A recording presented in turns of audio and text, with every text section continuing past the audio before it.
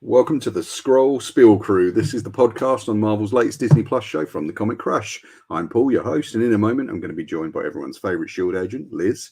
But first, just a reminder that when you get that you can get this podcast on and all our other shows on YouTube, Spotify, Apple, and most good podcast providers.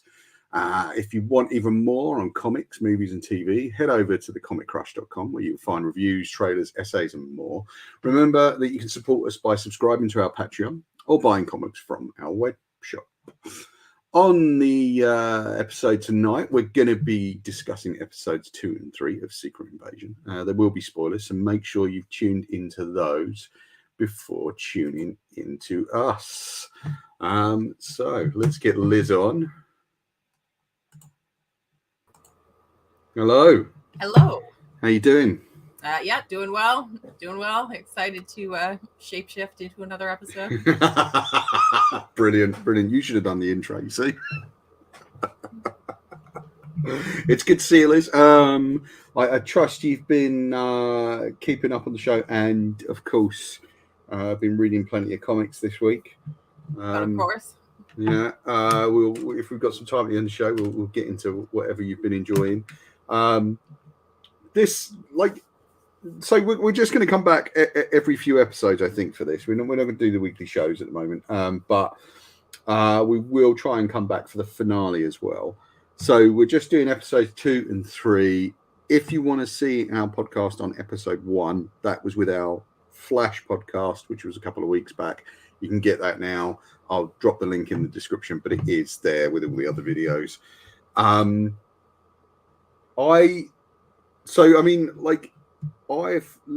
know about you, Liz. I found this show better in the rewatch than I have in the initial watches,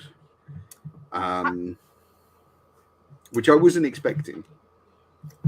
I think I would agree with that. I've been rewatching it. I think there's a lot to take from it, especially on a rewatch because like so much of it is subtle. And so much of it, is a little bit of a guessing game. Nick Fury is a character who, you don't know what's really going on under the surface with him and what his moves are, being the spy master that he is. You don't know how much of what he's doing is a put on, or what information he reveals is true, or what exactly his real master plans are. Yeah, because like in this episode we do see Fury in a bit of kind of anguish, really, and pain at a lot of points throughout the episode. We start with a flashback to sort of just, I guess, post Captain Marvel. In fact, the episode itself starts with a kind of recap of some of the stuff from Captain Marvel, but without featuring Brie Larson, which was kind of a weird thing, because it was like, oh yeah, this was all in the movie, but I guess they kind of just wanted to focus on Talos and Fury. Right. And then we jump to Brixton in 95, 98, was it? 97, I think, maybe. Or... Yeah. Kind of just post the stuff in Captain Marvel, and we're looking at kind of these stragglers. It's interesting that they picked Brixton, because right where that overhead shot is where I used to live. So I just to the right of frame, I would have been in that building there a few years back with my buddy Ed, and Steph lived there with us for a while, and it was quite interesting living in Brixton. But the reason they picked it, I feel, is because it's where the Windrush, the people that came over on the Windrush first sort of settled in the UK, was in Brixton. And in fact, that square that you see as the camera pans over, that there's that sort of pedestrianised square that is called Windrush Square. So it's kind of interesting they pick that, and throughout the episode you get a lot of very heavy racial connotations made, I think, and I think they're right to do that. I think that does give the storyline a bit of depth, but also we meet Garvey as a young child, right? Who I think is already on his way to becoming radicalized, and that's kind of interesting, because when he talks about the death of his parents, he says they died a brilliant death, and it is kind of that's a bit sinister. I mean, I don't know how you found those scenes, because we have, Talos in human form asking the Skrulls, first of all, it's that interesting thing of you've got to pick a face and keep that face. So he's asking them to live as humans. They're being drafted into this sort of spy network of Furies, and there's this sort of promise of a new home out of it. I mean, how much they could have believed that at the time, and also how much did Fury mean that? Right. I mean, I think we're with the information we've been given, we're led to believe that it was always his intention for that to happen. But in 30 years time, it hasn't happened. Yeah. And I think Garvey came to see him as a false prophet, and he obviously, in those early scenes, he's pledging himself to Fury, and with the belief that Fury's gonna be the savior of his people. And it's interesting that term comes up, pledge. I mean, you used it just there, and Talos uses that term very specifically. He says who's going to be the first to take the pledge, and it's because it then becomes almost, I don't want to say a holy war, but it does almost become, it's like you're kind of being drafted into this sort of thing, and it does have to do with Fury, where that eye is really all-seeing. He does see what the future is going to be, which is there are going to be these big threats coming, and admittedly he didn't really, as I think we see in episode 1, he didn't really understand the magnitude of those threats with Thanos and things like that, and but they're kind of being drafted into this war, and you're drafting in. Even he has doubts. He says to the female Skrull's name, I can't remember. Vara, who ends up having another name later in the episode. Yeah, and he's just a kid, and yet she's kind of willing to draft him in, and I find that quite scary. And I think that has to do with a race that has spent all their existence for the last sort of generation or two having to fight against the Krew. It has kind of completely radicalized their outlook to the point where they'll happily kind of draft in their children, and that's a scary fucking thing. So it is a much more, as you pointed out, it's a much more serious show, and there's a lot more subtlety going on. And in a way, I felt like the Skrulls, at least in that time period, were almost like the first Avengers. Do you know what I mean? Like, that's kind of Fury's sketch version of what the Avengers are going to be, which, are these people with abilities, and they're going to go out there and fight this, fight against these kind of threats. I'm sorry, I'm babbling a lot. I'm not giving you a chance to talk. I'm sorry. Give me 1 minute, and I'll go. But one of the things that kind of sprung to my mind is I wonder if there would have been not a more interesting show, because it is an interesting show, but a further kind of show to be had out of this, that shows the Skrulls through different points in time, working for Fury or working with Fury and carrying out these operations, and where were they during various, bigger things in the MCU happening? Where were they in the Battle of New York? That there might have been a more interesting, or like I said, an additionally interesting show to come out of it if we had seen that. And I kind of hope we see.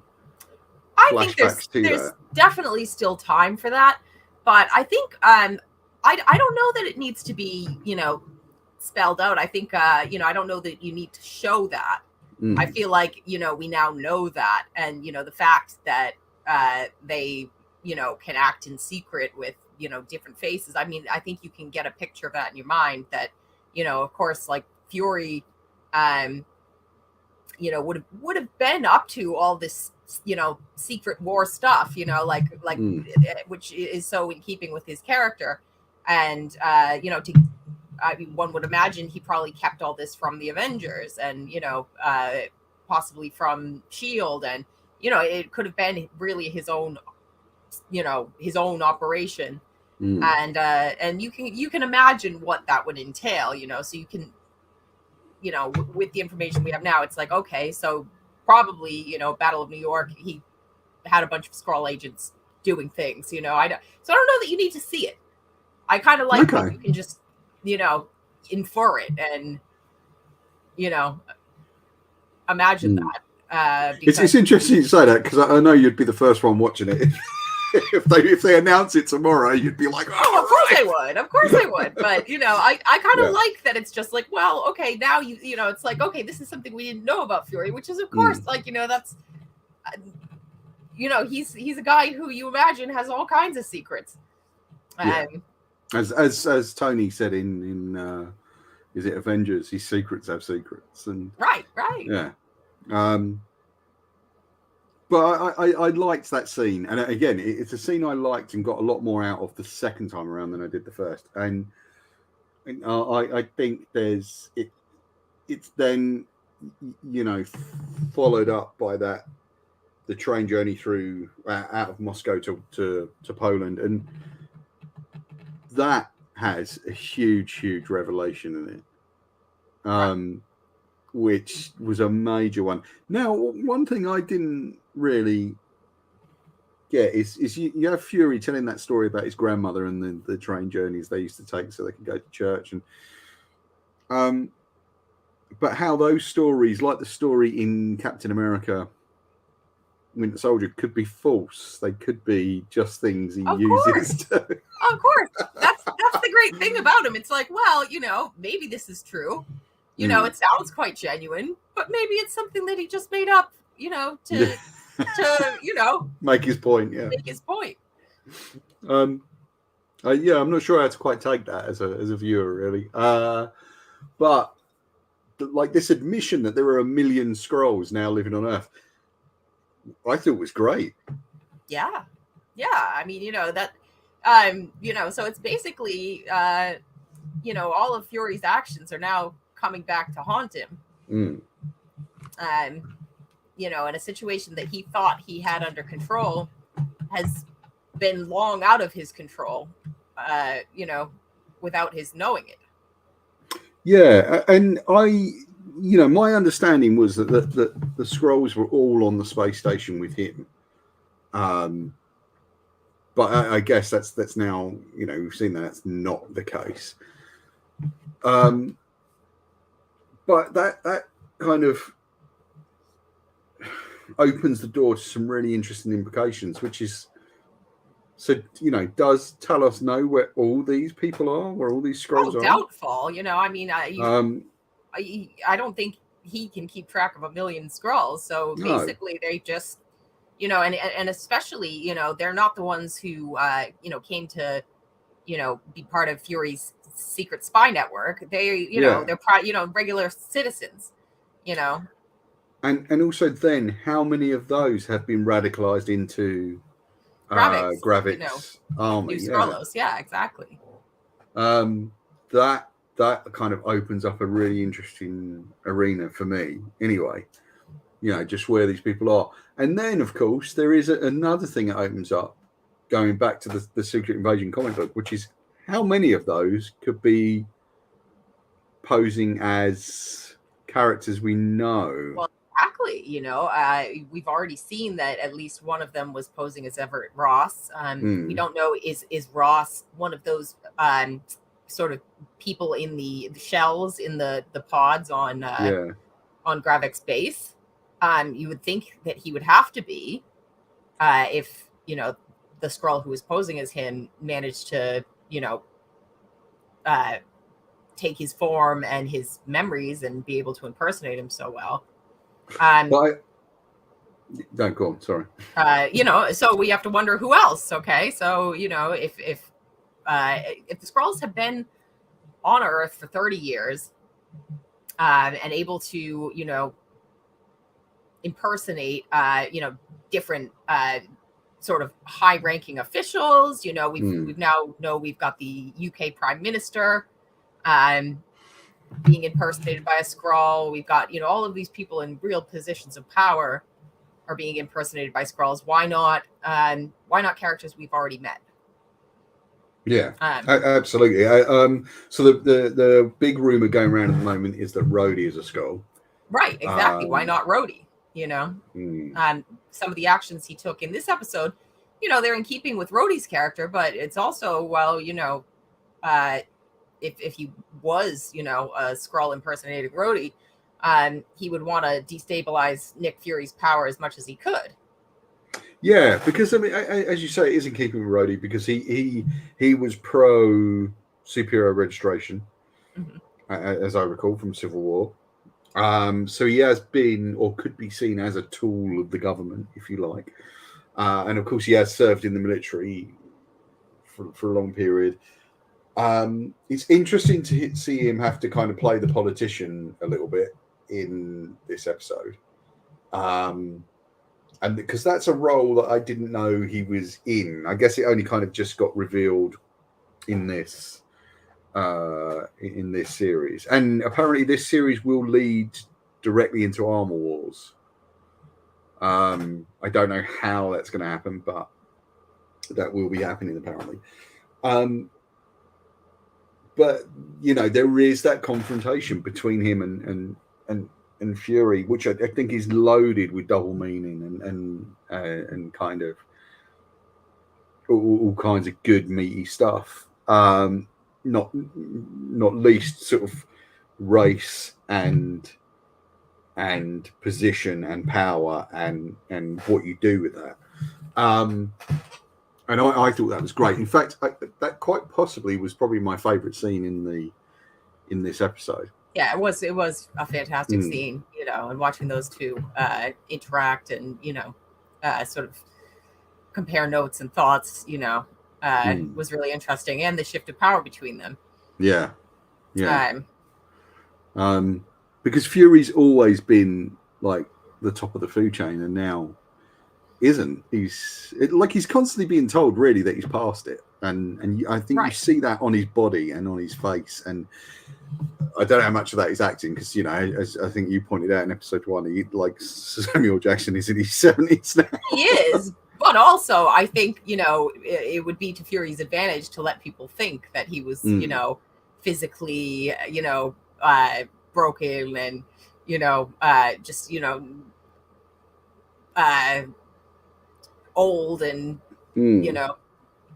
out of the game.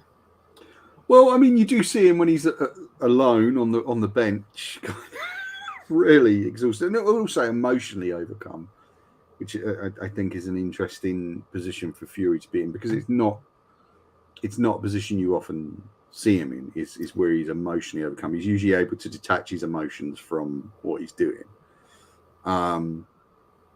So that, I think, was a really nice bit of acting from him.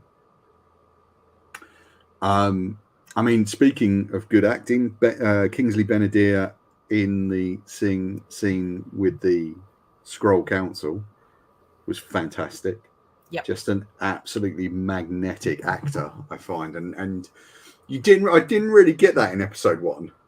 No, you don't really get to see him much in episode 1. You don't really you know, he's a, you know, formidable presence, but you don't really get to know him at all, or, you know, kind of allow him to, you know, sort of show you who he is and why he's doing what he does.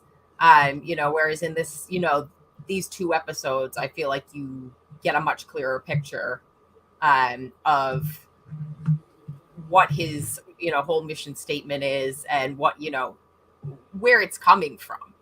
You know, meeting him as a young refugee, you know, who's been through all this trauma, and then seeing what he grows up to become, you know, you kind of understand who his character is, you know, a lot better.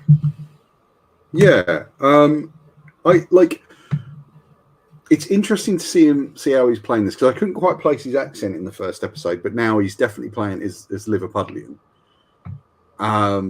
At least to my ear, which is interesting, because Liverpool has this history of the kind of working class immigration. Even the accent, the Liverpudlian accent, which everyone loves to kind of imitate, is from somewhere else. It's from Ireland, so it's the Irish accent as people sort of progressed across, you know, England, working on the docks and things, and that. So, as I understand, if I'm right, if I'm wrong, someone please let me know in the comments. But I believe that accent comes from the sort of Northern Irish accent, and it has its roots there. But also, there's strong working class roots in Liverpool. Yeah.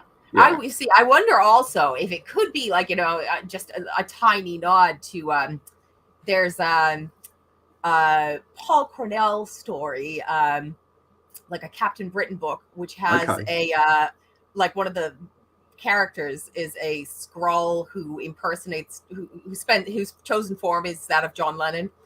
And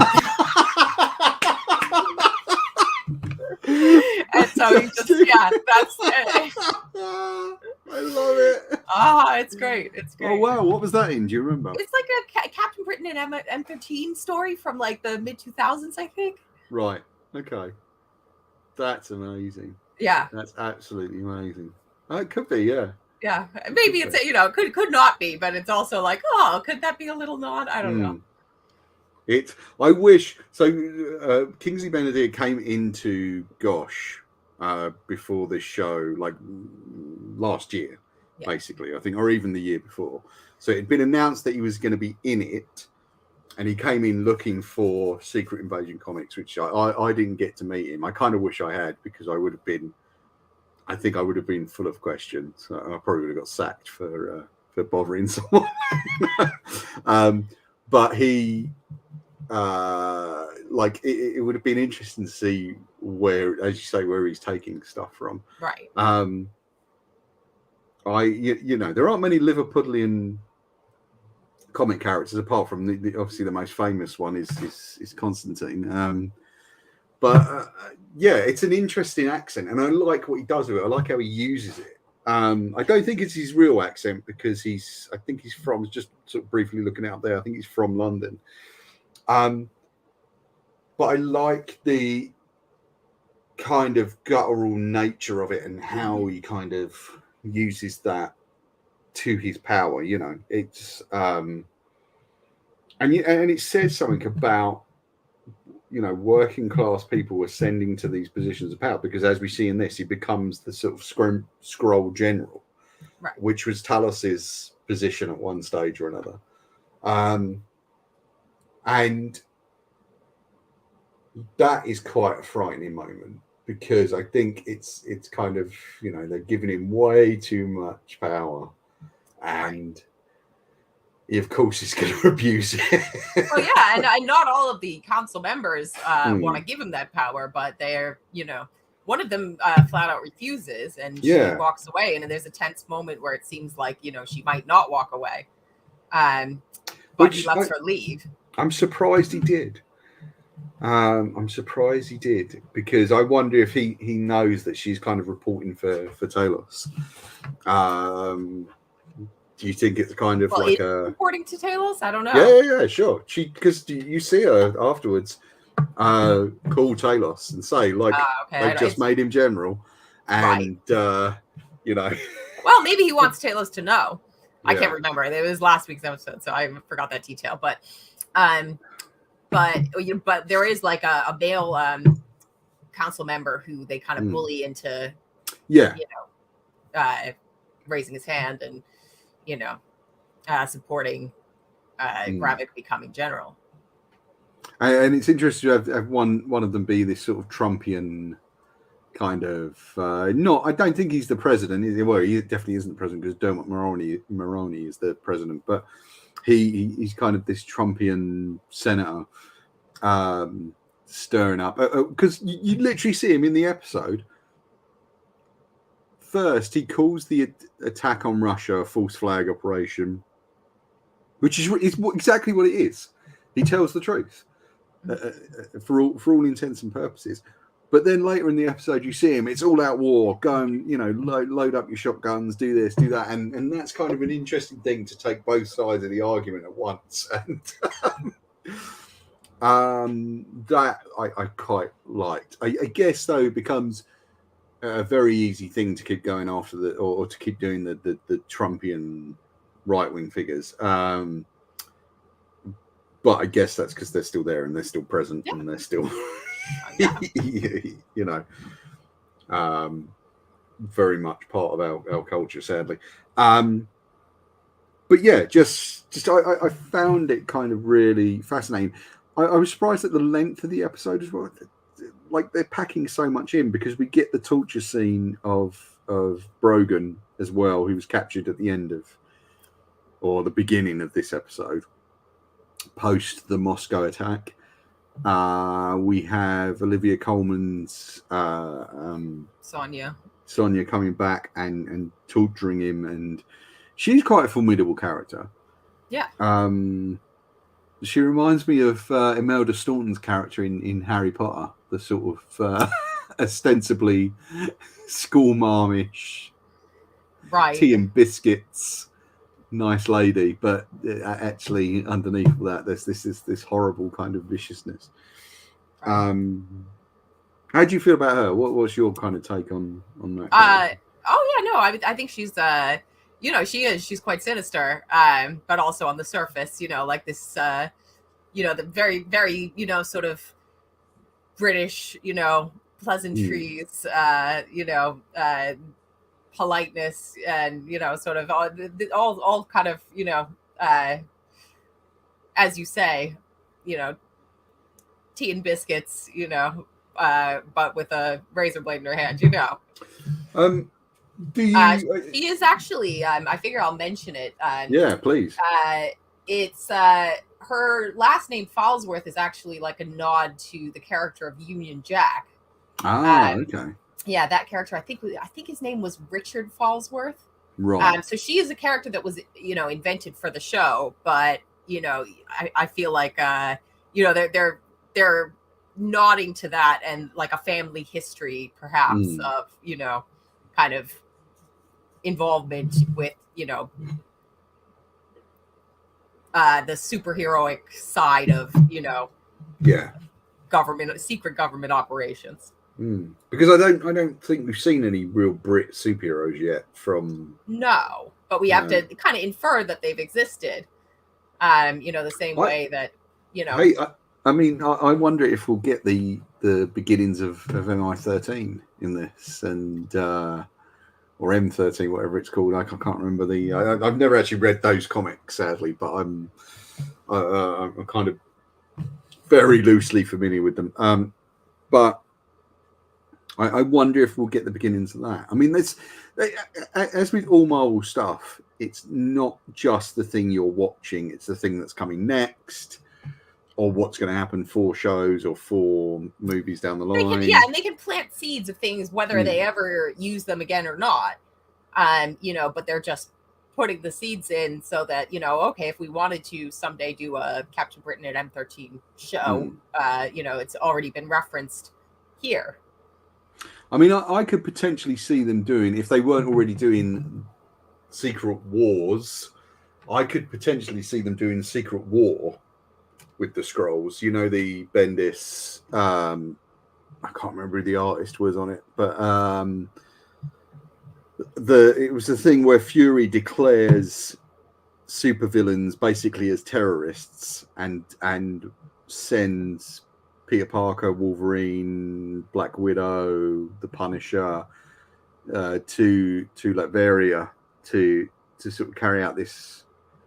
I don't know what it is. It's like an assassination mission, but they don't know they've done it because he wipes their memories afterwards. And it was a fascinating kind of book. And I always that book always really stuck with me. Yeah, I can't remember who the artist is either. It's like it looks amazing. Yeah. I know exactly what you're talking about. Not quite Alex Ross. Yeah. Not quite Sienkiewicz, but would it have been Ari Grandoff? I don't think so. I think it's going to drive me crazy.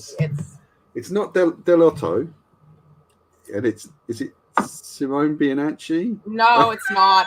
It's not. It's like we're going to look this up live on air. I know. This is literally going to bother me if we don't. It's like it's someone like it's going to be really obvious, as soon as we actually get there.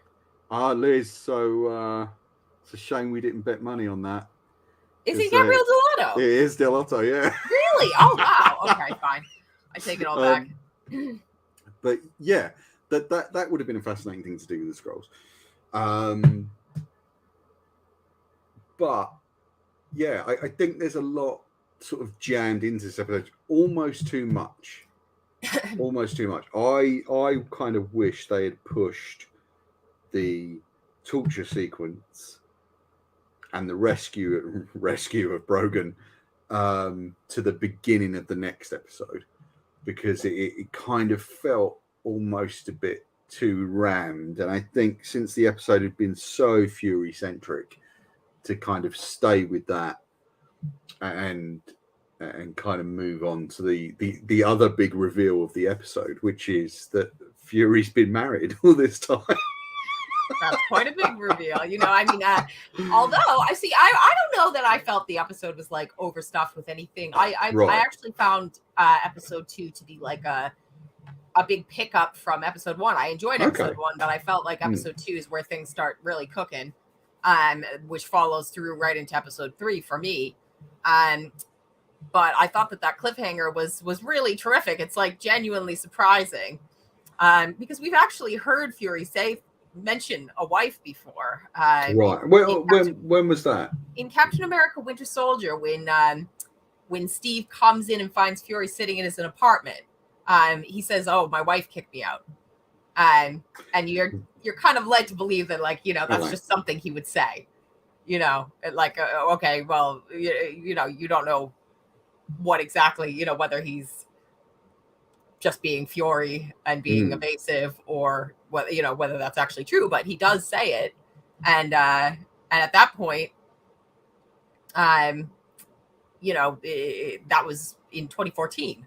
So, you know, it actually has been seeded before. I don't know how to take it really, because looking at their relationship at the beginning of episode 3, it's frosty for a lot of reasons, ostensibly because he's been up in space for all this time without telling her, which I find a bit like, so I wonder if they were kind of already sort of trial separation, you know. I mean, I don't know, but also she has been radicalized by Garvey. You know. Well, okay, so we don't know that for sure yet. We know that like she is in contact with Gravik. Do we know that she's actually working for Gravik? No, but it's a possibility. Yeah, okay. So, you know, I mean, at the end of episode 2, I think everybody was speculating, oh my gosh, does he know whether she's a Skrull? Is it just, you know, is she hoodwinking him? You know, so of course, right away we find out that of course he does know that she's a Skrull. You know, and it seems like, you know, their whole romance started not long after she and the other Skrulls started working for Fury in the 90s, and you know, you can kind of see that they've probably been together since then. But she knows who Nick Fury is, and whether or not they've had all these years of separation, the first thing she says is, well, I know you're Nick Fury, and I know, to expect you, to just up and go when you have to up and go, but the amount of time that you've been gone is what hurts. Yeah. Because it sounds like during the blip, she genuinely grieved and mourned him. So, you would think, oh, well, they probably weren't really on the outs. Yeah, I guess because he seems to have come back straight from the blip and then gone to space, and it's kind of an interesting position to put him in. Yeah, and you have to wonder why she didn't go with him. Yeah, because definitely kind of natural. See, that makes me wonder if she has been radical, because because she's the one that wanted Gravik in on the whole spy network thing. That was her. It was, but this was 30 years ago when he was a kid. But I wonder if she was, there's part of me that kind of, I don't think they'll do it, because I think maybe it's too obvious and too big a rug pull.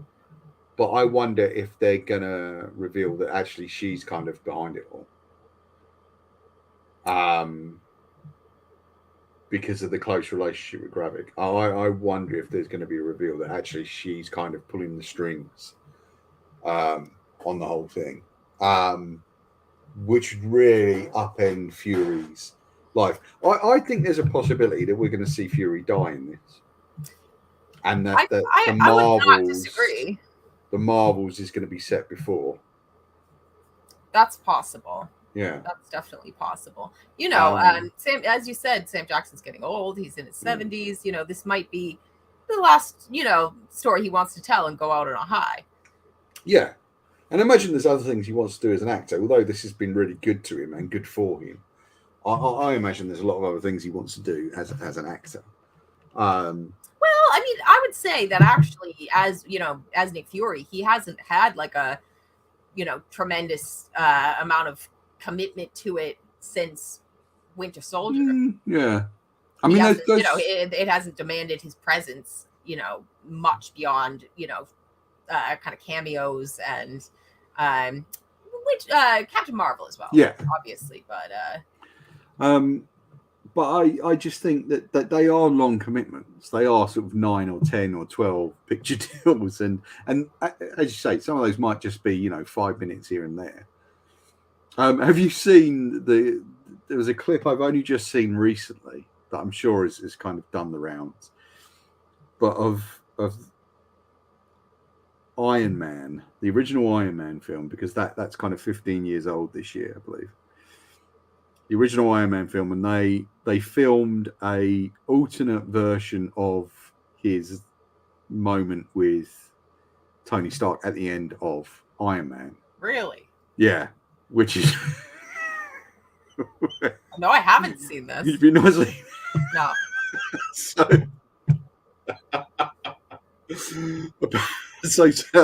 Robert Downey Jr. says to him in character, "Who are you?" And he goes, "I'm Nick Fury, motherfucker." And they did it just for the gag. Right. Yeah, I assume that would have awesome. Done the rounds quite, but I've only just seen it on like a clip a few weeks back. But I think there's a possibility we could see the kind of end of Fury with this, at least for this,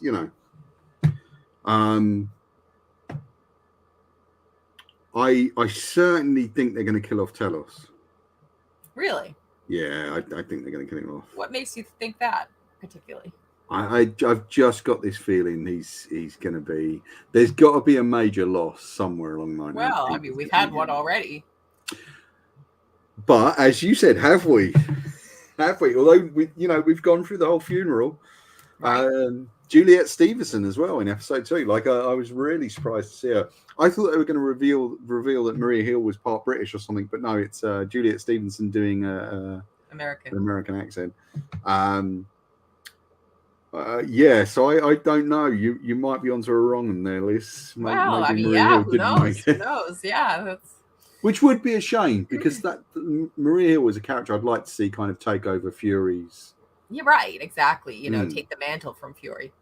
Yeah, because there really isn't another Shield agent, apart from, I guess you could push Everett Ross into that position. I don't know. Yeah, I think his temperament probably, wouldn't necessarily, you don't see him as the great spy master. No. Okay. And you do still want to see Fury face off against Val, right? I mean, you do still want to see that. Yeah. So that's that would be an interesting thing to see. I wonder if Val will appear in Secret Invasion. It certainly seems ripe for her to do so, doesn't it? I mean, yeah. And again, could we be looking at a closer step to because a lot of the talk seems to have died down about Young Avengers now. That seems to have kind of gone away. I mean, I don't know that it's gone away. I think that it's like, okay, you've basically introduced most of the characters that you would expect to see in a Young Avengers show, and show and or film, and now it's on them to run with that or not, which I think they will. I mean, I think it would be silly of them not to. Yeah. After doing all that groundwork, I think the only character that we haven't seen yet is Hulkling, and we have seen Scar.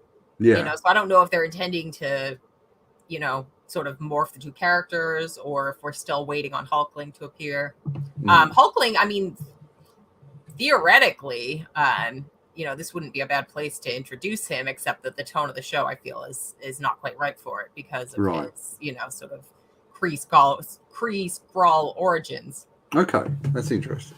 I mean, the next iteration of the Avengers, because I presume there's going to be one. The next iteration of Avengers could be made up of anyone. So when we keep saying Young Avengers, blah, blah, blah, it could be actually just the Avengers, and it could just be made up of. I mean, we could have Jennifer Walters in there. We could have Daredevil in there. We could have, it could be the next iteration of Avengers could be anyone really. And of course, Daredevil's on hold for the moment. As are many things, unfortunately. Yeah. So I don't know how that's gonna kind of come to fruition. Sorry, we kind of got off track and we're just speculating wildly about the MCU now. Right. But I think, I mean, one of the pleasures of this episode for me, of episode 3, was the act off between Mendelsohn and Kingsley Benadir in the museum. That was awesome. Yeah. That was great. And I really love that. I mean, Mendelsohn has become one of my favorite actors in the last few years. And I think they both got quite a casual, easygoing acting style.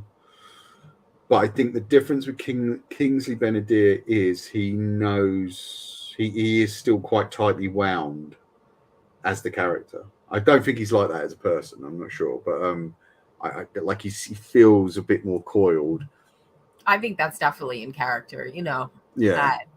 You see this character as having all this pent up anger, pent up, emotion, and so I think that's just some good acting.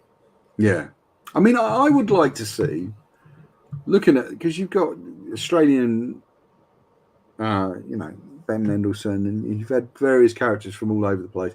I would like to see a more international flavour to the MCU going forward, with characters from other countries and other places. Like, I'd like to see that. Sure, I mean, we've had I think, as you say, we've had plenty of British characters, and it would be nice to see, some more international characters. But staying on track with this episode. Yeah, sorry. Yeah. Go for it, Liz. Keep I track. thought there were a number of really great moments for Ben Mendelsohn in this episode. I loved the exchange between him and Fury in the car. where he tells Fury not to rewrite history, and that actually he kind of really owes his career to Talos in a certain in certain ways. And that was just a great exchange. Fury saying, well, I've been cleaning up your poop for years, and it's like he's like, no, actually, buddy, it's the other way around. Yeah, exactly. And during that exchange with Gravik, we see something else, which is a pretty important plot point that we haven't touched on yet, which is the Super Skrull power in play. We see that the Extremis power, when Talos stabs Gravik in the hand, we see that his DNA has already been altered, and he's already been turned into one of the Super Skrulls that he wants to build an army out of. Yeah, and that's kind of interesting because does that lead into his sort of slightly unbalanced view? Because lest we forget that the people, the kind of people who were experimented on with Extremis were slightly, ever so slightly. Well, not slightly, unstable. Like they were range driven. Yeah, exactly. Yeah. Like it. So yeah, I would imagine it would, add fuel to, his already, simmering fire. And the little Easter eggs that we saw at the end of episode 2, when we saw what DNA was potentially being used, we saw Extremis, we saw Groot, we saw Call Obsidian. Yes, which was a fascinating one. One of the like a frost monster from Jotunheim. So it seems like they've got like this, formidable power set. The idea of the Super Skrull dates back to like the early days of the Fantastic Four, right? When a Skrull like manages to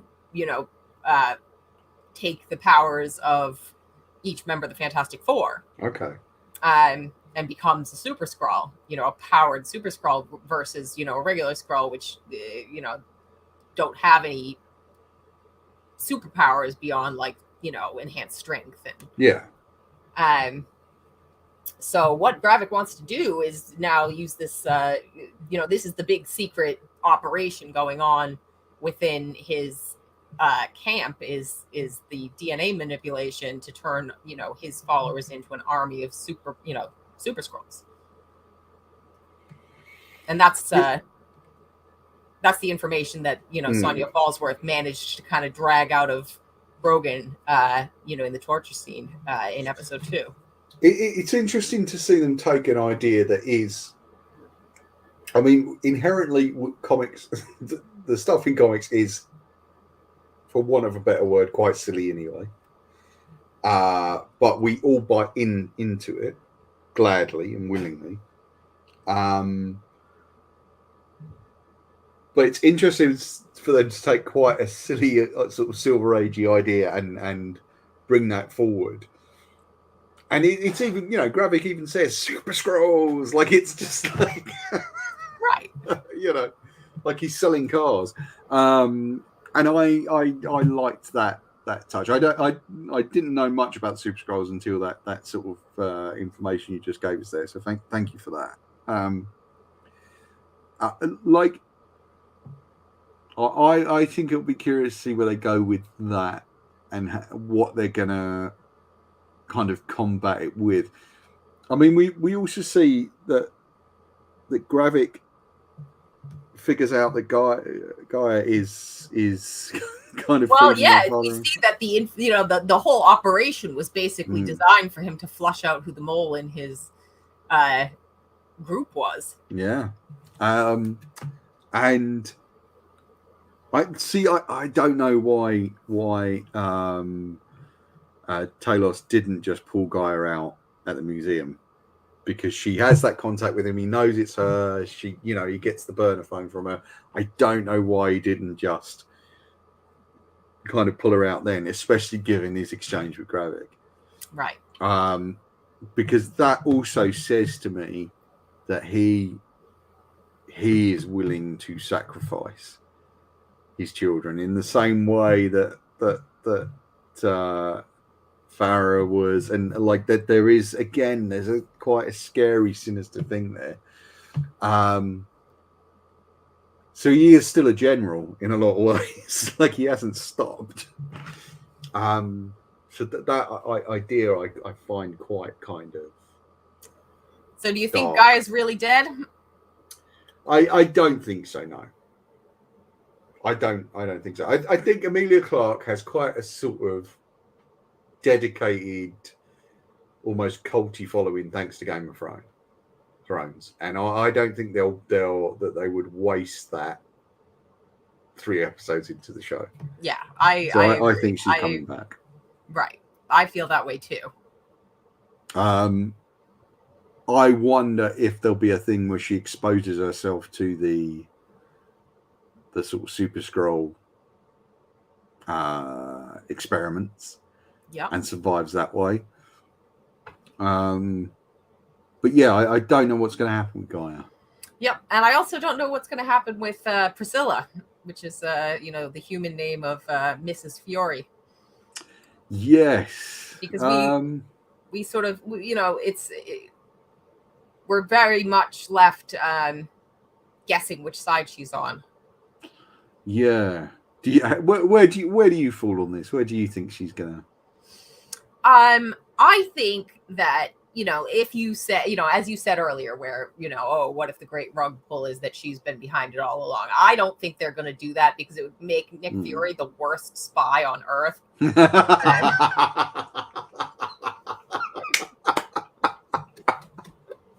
Yeah.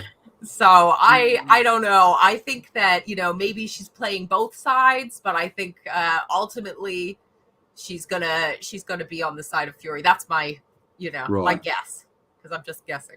Yeah, I mean, I don't think they're staying married. I don't know. I'll be interested to see where it goes. Yeah, I mean, it remains a show. Like, I've seen a lot of negative stuff about the show. Obviously, some of that is centered around that stupid AI decision for the opening credits. Some of it's been centered around just the general sort of tone of the show and stuff like that. I'm not seeing a lot of positive stuff around the show, unfortunately. Even though, I mean, I'm really enjoying it. I'm going to ignore. I don't. I haven't really kept up with what other people are saying about it. I've just been enjoying it. I think that it's an interesting show for the tonal shift it's creating in the TV leg of the MCU. I think it's we discussed this in episode 1. They're going for a much darker tone. They're sort of bridging the gap between the Marvel Netflix shows and the Disney Plus MCU shows. And of course it follows what Star Wars did with Andor in a way, which is it's an espionage show. It's about radicalization. It's got a darker tone. It's got a more adult tone. So it's interesting. I wonder how much of those were written in concert, and how much of the story committees that work on both universes are in contact and things like that. I'm not saying one's a rip-off of the other. I'm just saying it's interesting to see that, that kind of correlation. Because I think that sort of post like Deadpool, like the success of Deadpool as like a rated R, superhero film, and the success of the Marvel Netflix shows, and people, seeing the desire for that, Disney have had to recalibrate their brand a little bit. Yeah. So, I think we're finally starting to see that, come through in the actual Disney Plus, universe of Marvel TV shows. Yeah, as always, I'm always interested to see what happens next and where it goes and what's coming. A lot of the excitement is gone for me, as I've said at great length on a few of these. Hey, but that's just, you know, that I think that's been happening for a long time for me. But not for me. No, totally. And I think that's great. I love that. Absolutely love that for you. But I think for me, there needs to be something kind of a lot more interesting and special coming along. This could be it in a lot of ways. But I kind of need a booster every now and then to kind of reinvent my interest or re-engage my interest. Sorry? Reignite. Yeah. That's reignite. There you go, Liz. I mean, it kind of happened with Moon Knight. I was very engaged with that and I loved that. And you can catch our Moon Knight show.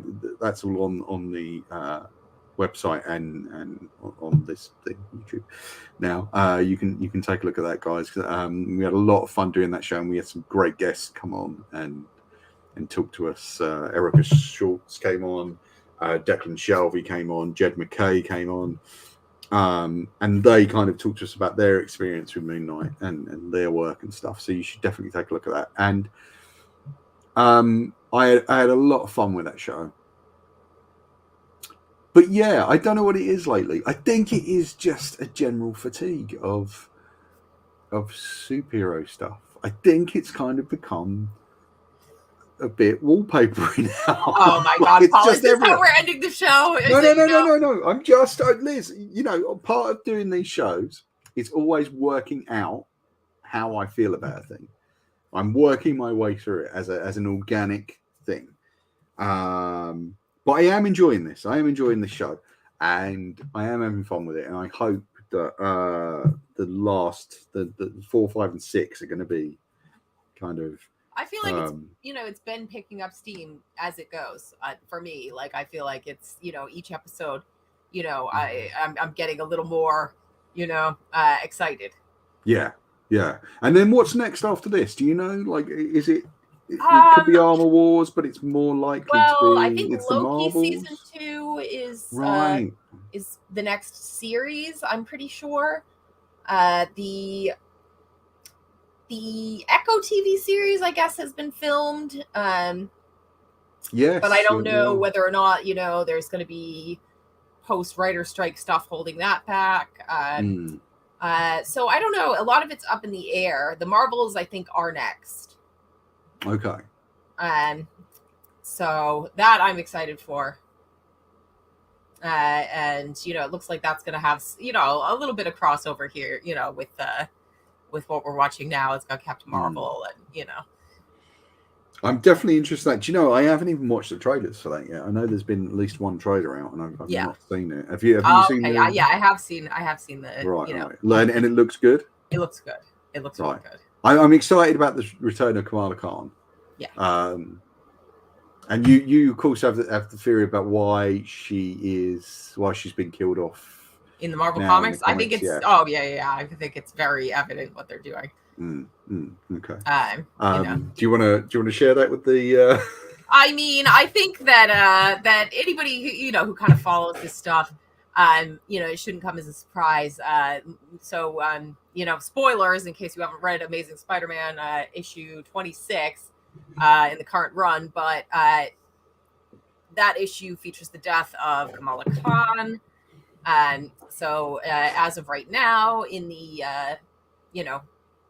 in the 616, Kamala Khan has died, and we know that her history as a character was that she is an Inhuman. Historically, they turned her into an Inhuman during a time when Marvel Comics did not own the movie rights to the X-Men. So they were really trying to build up the Inhumans as their version of the X-Men, their movie equivalent to the X-Men, which never really caught on. But there was this big push, in the comics to try and make the Inhumans as popular as the X-Men. Never actually happened. And by making Kamala Khan, who's like an extremely popular character, an Inhuman, they thought that would really cement it, and people would really care about the Inhumans. They never did. But since they now own the rights to do X-Men films, if you have watched Ms. Marvel, the TV series, you'll know that in that series, they have alluded to the fact that she is a mutant rather than an Inhuman. So what I expect, and I think there's probably a lot of fan speculation going on surrounding this, is that when they bring her back, inevitably bring her back from the dead, it will be as a mutant rather than an Inhuman, that she will undergo, the rebirth that a lot of the X-Men have been undergoing in Krakoa, with the new technology they have to bring back, perished mutants. And there's more stuff, that they've kind of hinted at to make you believe that she could come back as an X-Man rather than an Inhuman. So that's what I'm betting my money on. Okay, fantastic. We'll see if you're right doubtless in about 3 months when they bring her back. Exactly. And that's another thing. I've seen a lot of reactions to her death, and it's just like, don't worry, folks, it's comics. I still always go back to Peter Milligan at Orbital signing comics for the release of Kid Lobotomy, and someone came up to him when I've told this story 100 times, probably on this podcast. So I come up to him and went, "Oh, I love the work you and Michael Red did on Ecstatics," and Milligan went, and so I'm going to do a bad impression of Milligan here, but he went, "Oh yeah, I've been talking to Mike lately. I think we're going to bring those characters back. We're going to start it up again." And the guy went, "But aren't they all dead?" And Milligan just looked at him and said, "Don't be stupid, mate. It's Marvel Comics." It's just like, yep, exactly. Of course, they're not dead. Right? Yeah. And sure enough, we now have a new Ecstatics book, of the Excellent, and which was great fun. I read the first volume and really enjoyed it. But there you go. It's Marvel Comics. Don't be stupid, mate. It's Marvel Comics. It's it's probably the tagline for this episode. Right. As always, Liz, it's been educational having you on, and it's great to get your view. I'm sorry, I think I overpowered this episode a bit much and just babbled on, so sorry about that. We will, of course, get more from Liz, hopefully for episodes 4, 5, and 6 of this. If we've got time in the schedule, we will squeeze it in. I think I'm next due on Keith's podcast, Home Media Minefield, to talk about Mission Impossible Dead Reckoning Part 1, which we're doing Monday night, so it'll probably be out late sort of Monday, early Tuesday. Keep an eye on that. I'm certainly looking forward to that movie. I'm looking forward to doing the podcast. We'll see what Keith's got to say. He's already seen it, jammy bugger. I haven't yet. But by the time actually you watch that, you watch this rather, that would have been out. So hope you enjoy episode 4, which is today, if this all goes out correctly. I hope you really enjoy that, and do let us know in the comments what you thought of episodes 2 and 3, and just how you're feeling about where the show's going, the MCU in general, anything you want to talk to us about. Drop us a line in the comments. We will, of course, answer every comment, as long as you're polite and nice. And thank you for watching. Do check out the Patreon. Do check out the web store. Do check out the website. Liz, you can find at Liz C. Jordan just there, or if you happen to be in Massachusetts, you can head over to That's Entertainment, where Liz works, and check out all the wonderful array of comics, games, and other things they have there. You can find me on this every now and then, and definitely on the website. So, guys, thank you very much for listening and watching. We'll see you soon. Don't forget to like, share, and subscribe. It helps us out, helps us with the algorithm. Liz, anything else you want to add before we shapeshift into someone else? It's been a pleasure, as always. She doesn't mean it. Right. Goodbye, guys.